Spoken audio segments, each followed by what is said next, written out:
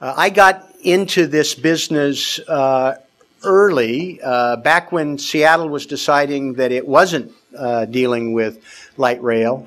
I was a local official in Portland. I had been in the middle of the initial light rail line that was created.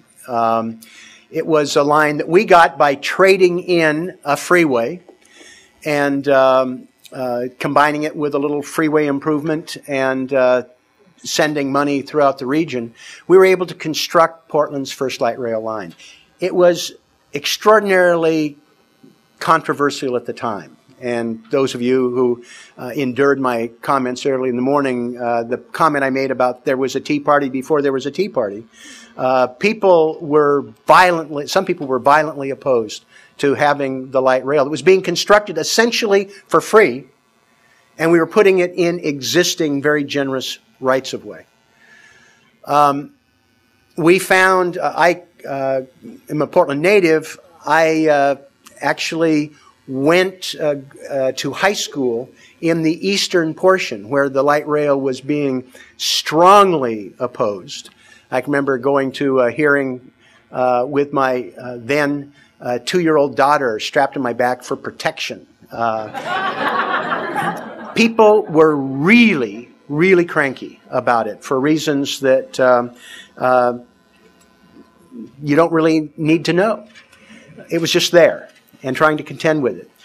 And then after we got to the point where we were able to open the light rail line, I had been a county commissioner sharing responsibility for the area that the right-of-way went through, working with people, trying to develop different plans under Oregon's historic land use planning process. We tried to do a little early stationary development. I mean, it was just fascinating. The opposition of now it's Kroger's had a vast 42-acre site, an intersection of 2 freeways and the light rail, and they insisted on locating light rail as far away as they could from their store. I mean, the stories I could tell. The people who ran this little town of Gresham, Oregon, if they couldn't kill light rail, they were trying to get it as far away from the center of their city as they could, and they had some success. But we watched, within 18 months of the light rail opening, they were moving their downtown to the light rail. I had a chance to be a part of the opening celebration, which was controversial at the time.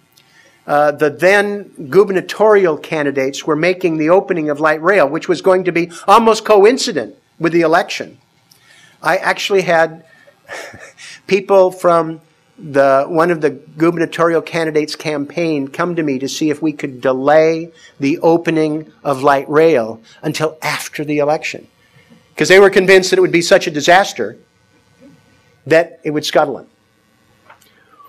Well, we were able to have 250,000 people on the first weekend of light rail and made every station into a celebration. And it really fundamentally changed the mindset. And I came away from that experience absolutely convinced that it is the citizen infrastructure that is essential. Every bit as careful in terms of land use planning, engineering, having the right contractors. It's the citizen infrastructure. And I had that driven home to me in spades when I was elected immediately after the light rail opening to be Portland's Commissioner of Public Works. We have this odd system, the only commission form of government left in the country, where the mayor's primary power is to assign administrative tasks to the other 4 members of the council. And I had transportation, land use planning. I mean, it's a great portfolio. But I found that Portland citizens are pretty smart. They figured out that I could affect where stop signs were and signal synchronization. And I found out that anybody with a driver's license was a certified traffic engineer. Yes, indeed. You know the story. And they were convinced that everything we did was wrong. I mean, we either paved the streets too soon or too late. I mean, they were just, after about 10 months of this, I'd had enough, and worked to create a transportation class where we paid the tuition of the citizens. It was taught, some of you may know Rick Gustafson, who does a lot of the streetcar stuff around the country. We commissioned Rick to teach the class. And I kicked it off, but then I would come at the end of the semester and listen to their best projects. But in between, they had to listen to the real transportation engineer. They had to listen to people on the planning commission, the planning director, the transit agency. They went out and looked at situations, and they found out about traffic behaviors. And it was amazing. We have now done this 23 semesters. There's an alumni association, I think, of over 1,400 people. They still think that everything we do is wrong, but they know why. And we have ended up, over the years, funding dozens of their projects because they figured it out. And they were a part of it. And they are a strong constituency for our doing, at times, some stuff that's a little edgy. That was part of the genesis of why we have this conference. Because I was looking to expand the light rail line into a system, and my earlier experience had convinced me that we had to have the citizens engaged with those decisions. We started a regional rail program. We literally went door to door. We had neighborhood house parties. And every year, we had a regional rail summit. The first one was in a little church in Northeast Portland on a Saturday. We thought, you know, we get 50, 75 people. We'd roll up our sleeves. We'd talk this through. Standing room only, 300 people, on one of the few days that it didn't rain in Portland. We had an obscure guy. What was his name? Calthorpe, I think.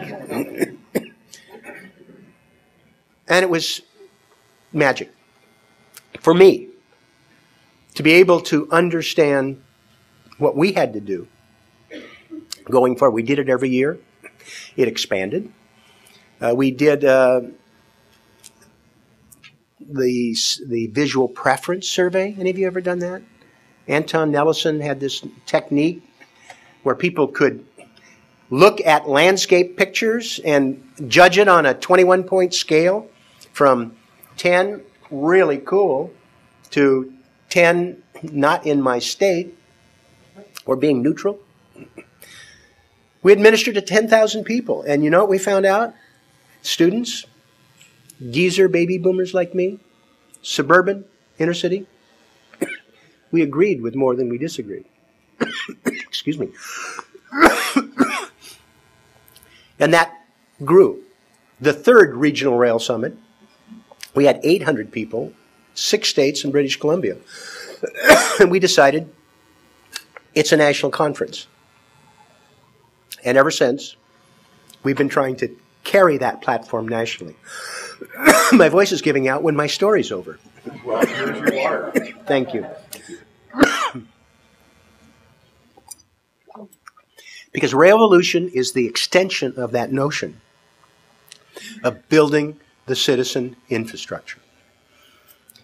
And engaging people who are conferees to be a part with Dan, the steering committee, the board, to help shape it in directions that make sense for you. We think we've got great partners. We've done stuff with the Congress, with New Urbanism, with APTA, the American Planning Association, a whole range of groups and organizations that do outstanding work. And I'm proud to partner with them in Washington, D.C. But we think this is kind of a unique confluence of all of those strands, all of those trends, to focus on the citizen infrastructure, what it is and what it can be. And I deeply appreciate your being here. I'm looking forward to hearing from people who really know what they're doing, who've had some connection, so that together we can not only share with you what revolution has meant, where it is, but more important, where it's going to be able to be a tool for you, your communities, and people around the country who need to hear the story. Thank you very much.